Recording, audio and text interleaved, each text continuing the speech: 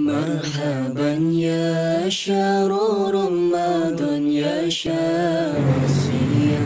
Assalamualaikum warahmatullahi wabarakatuh. Para muslimin yang dirahmati Allah,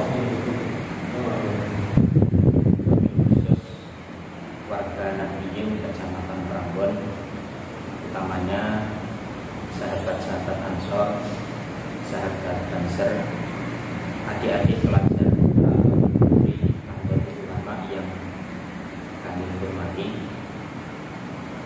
sebagaimana yang diminta oleh tim media Ansor Prambon, kami akan sedikit menyampaikan tentang salat dan keutamaannya. Sebagaimana yang kita ketahui bahwa salat adalah ibadah yang paling pokok, ibadah yang paling agung di antara ibadah-ibadah yang lain. Sebagaimana firman Allah, wala dzikrullahi akbar, itu ada sebagian tafsir, dzikrullah adalah as-shalah. As-shalah, salat yang di dalamnya ada zikir kepada Allah, itu adalah ibadah yang paling agung di antara ibadah-ibadah yang lain. Sebagai bukti, Allah memanggil langsung, nimbali langsung kepada Kanjeng Nabi. Allah menghitopi, memerintah langsung kepada Kanjeng Nabi tentang perintah sholat, tidak melalui malaikat Jibril sebagaimana kewajiban-kewajiban yang lain. Ini membuktikan betapa pentingnya sholat, betapa dengan ibadah-ibadah yang lain.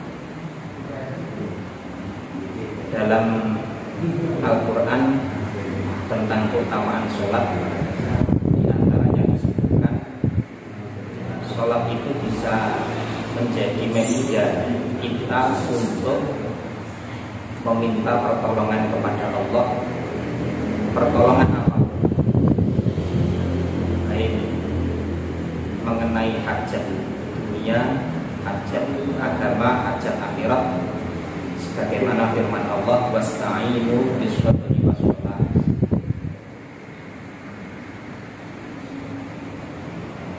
Kanjeng Nabi sendiri ketika mengalami sesuatu, kemudian Kanjeng Nabi merasa susah, merasa gelisah, Kanjeng Nabi langsung sholat.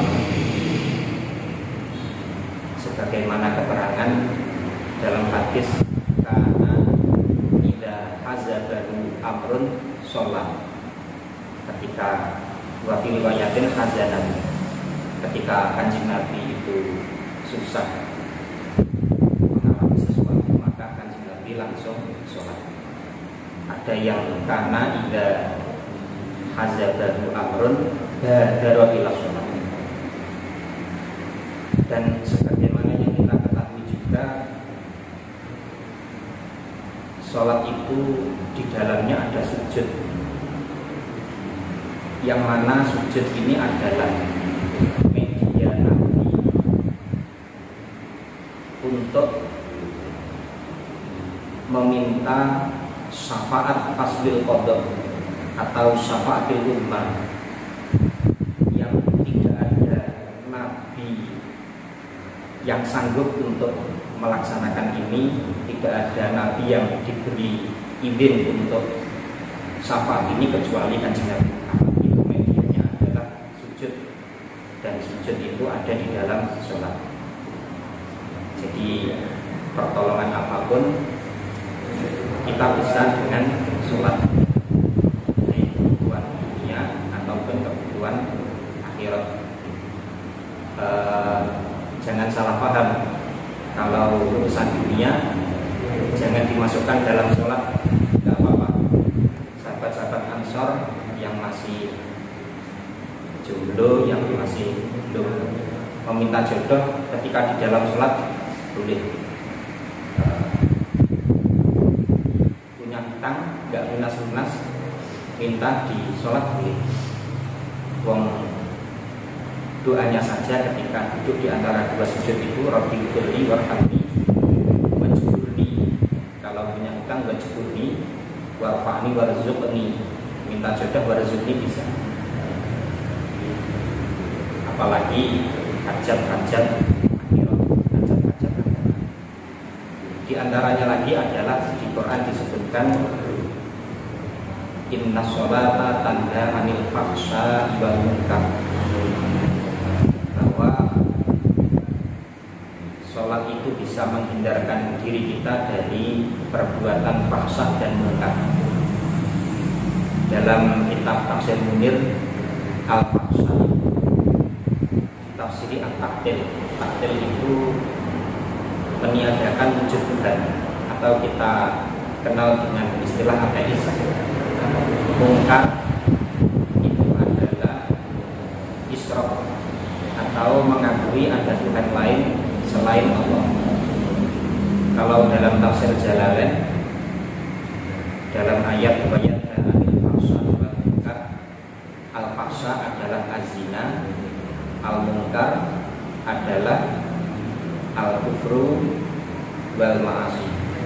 Jadi kalau kita sholat dengan baik dan benar, maka kita bisa terhindar dari semua itu, baik dari paham ateis, paham syirik, terhindar dari zina dan mukadimah-mukadimahnya, terhindar dari kekufuran dan maksiat-maksiat yang lain.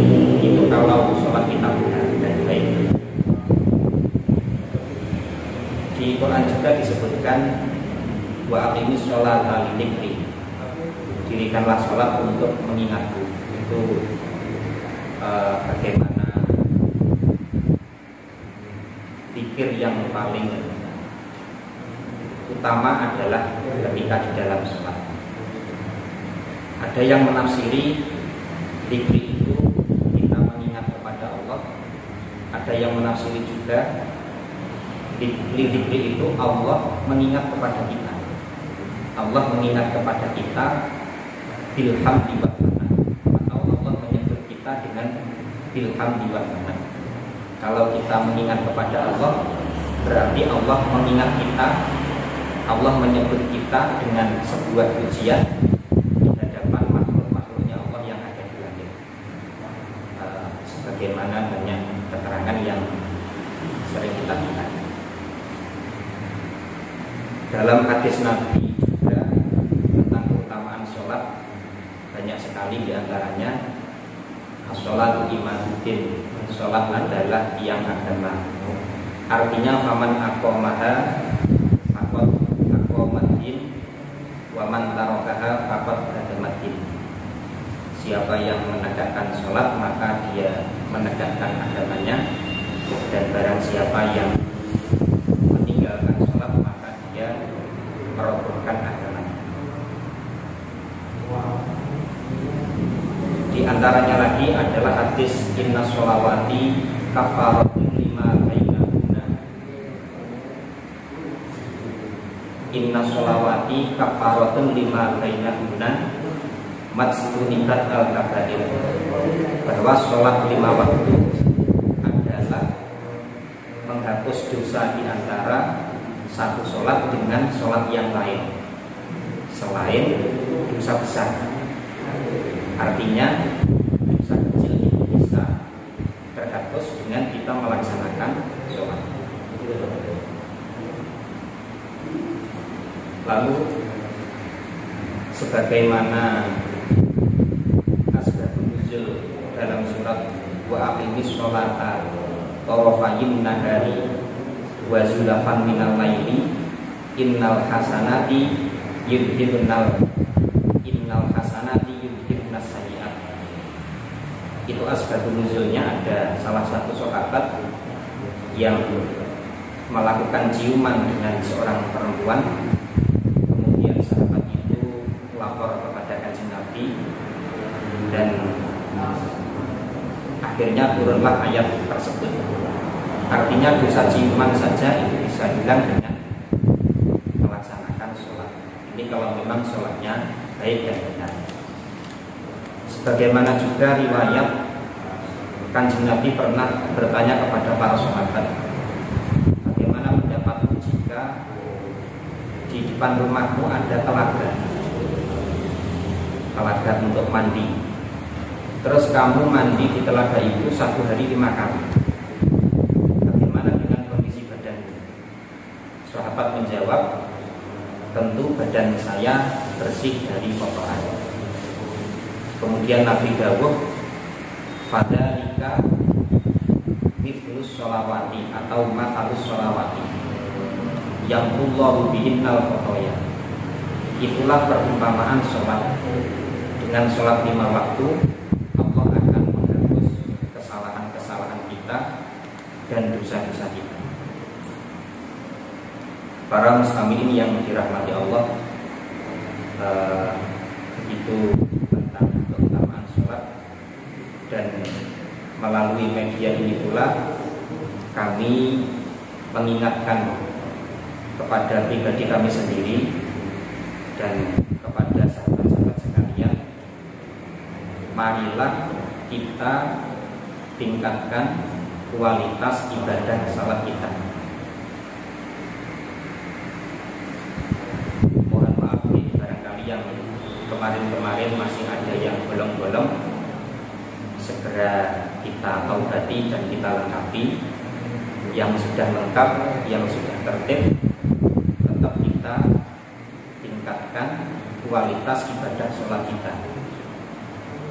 Kita laksanakan sholat di waktunya, kita usahakan di awal waktu. Sebagaimana Kanjeng Nabi pernah ditanya, ayyul a'mal afdal, amal apa yang paling utama? Kanjeng Nabi menjawab, yang pertama adalah as-sholat di waktiha atau as-sholat lima waqtiha, sholat tepat pada waktunya. Kita laksanakan sholat 5 waktu berjamaah, kita ramaikan masjid atau sholat di sekitar kita. Tidak perlu malu, tidak perlu takut dianggap pamer, karena memang sholat 5 waktu adalah kewajiban, maka perlu diperlihatkan, perlu disiarkan. Dan tentu kita harus terus menjaga, mengkontrol syarat dan rukun sholat yang kita lakukan. Aurat kita apakah sudah tertutup dengan benar atau belum, kesucian diri kita baik dari hadas maupun najis, kesucian badan kita, kesucian tempat yang kita gunakan salat, kesucian pakaian kita apakah sudah pas atau belum, rukun-rukun sholat baik rukun qauli, rukun fi'li, bacaan Fatihah kita, bacaan tasyahud apakah sudah pas atau belum, tetap kita kontrol.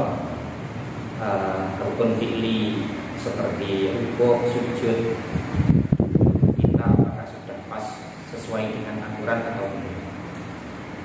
Dan yang tidak kalah penting lagi adalah tetap kita jaga kekhusyuan kita, baik khusyuk anggota lahir, yaitu tidak bergerak-gerak, tidak main-main, atau khusyuk anggota khusyuk hati, yaitu kita menghadirkan apa yang kita baca, kita hadirkan di hati kita makna yang terkandung dari bacaan yang kita baca.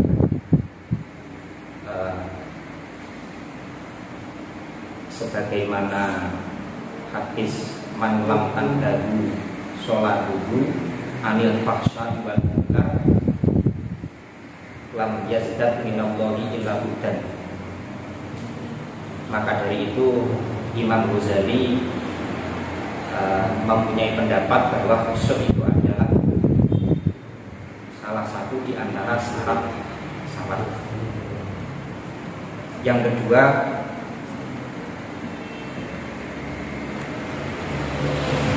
kita jaga anak istri kita supaya bisa menjalankan salat dengan baik dan benar. Jangan sampai anak kita tidak ngerti atau kurang benar dalam masalah syarat dan rukun salat.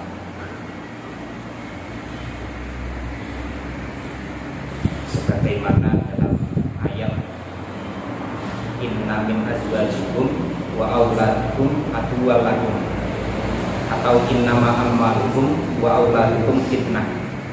Kalau sampai anak istri kita termasuk tarikus sholat, ini nanti di akhirat bisa menjadi aduan lakum, bisa menjadi musuh bagi kita semua. Meskipun kita tertib sholatnya, tapi kalau anak istri kita tidak tertib, maka itu juga tetap mengganjal nanti di akhirat. Dan ketika dunia menjadi fitnah. Yang ketiga, kita jangan bosan-bosan untuk terus mendoakan anak cucu kita menjadi orang yang bisa melaksanakan sholat dengan baik dan benar. Mendoakan anak supaya menjadi anak yang melaksanakan sholat dengan baik dan benar adalah sunnah Rasul. Sebagaimana doa Nabi Ibrahim, Rabbana yuqimus sholata faj'al afidatan minan nasi tahwi ilaihim, atau doa Rabbi ij'alni muqimas sholati wa min dzurriyyati. Nabi-nabi terdahulu tetap mendoakan keturunannya supaya menjadi orang-orang yang melaksanakan sholat dengan baik dan benar, sehingga nanti keturunan kita, istri kita menjadi qurratu a'yun, sebagaimana dalam doa Rabbana hab lana min azwajina wa dzurriyyatina qurrata a'yun dan seterusnya. Para muslimin yang dirahmati Allah, kami kira cukup, dan marilah di bulan Ramadan ini ulang lagi kesempatan kita untuk meningkatkan kualitas ibadah salat. Kami tutup diri. Wassalamualaikum warahmatullahi wabarakatuh. Kali teratur Ahlus Sunnah wal Jamaah Ahmadiyah, di mana kita berjamaah di NU, di mana kita berjamaah di NU, di mana kita cari berkat di NU. Rijalul Ansar Majlis Zikir NU, Rijalul Ansar Majlis Zikir NU, Rijalul Ansar Majlis Zikir NU.